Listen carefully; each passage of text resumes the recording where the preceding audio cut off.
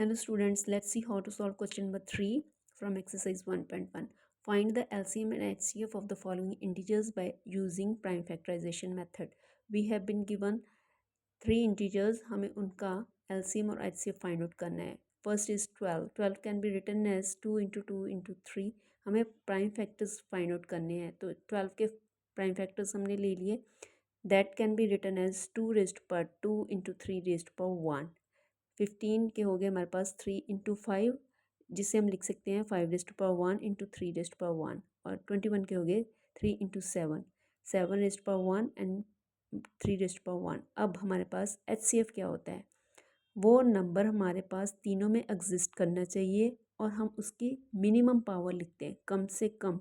तो यहाँ पे हमारे पास 3 जो है वो तीनों में एग्जिस्ट कर रहा है और उसकी पावर सेम है, तो हम वही लिख देंगे. 3 raised to power 1 is equal to 3. It will be the HCF of these 3 integers. अब बारी आती है LCM की. LCM में क्या होता है? आपको सभी प्राइम फैक्टर्स लिखने होते हैं पहले तो, और जो तीनों में एग्जिस्ट करता है उसकी मैक्सिमम पावर लिखनी होती है. हम पहले जो तीनों में अलग अलग है वो लिख लेते हैं.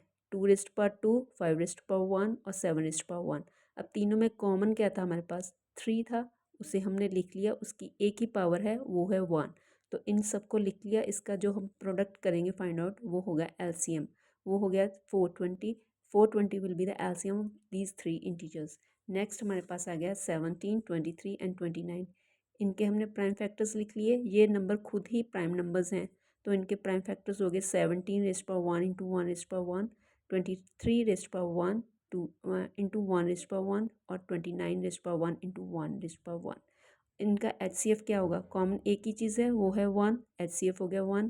LCM क्या होगा? 17 इंटू 23 इंटू 29 इंटू 1. इनका प्रोडक्ट आ गया हमारे पास 11339. ये हो गया हमारे पास LCM. और नेक्स्ट नंबर्स क्या है? 8, 9 एंड 25.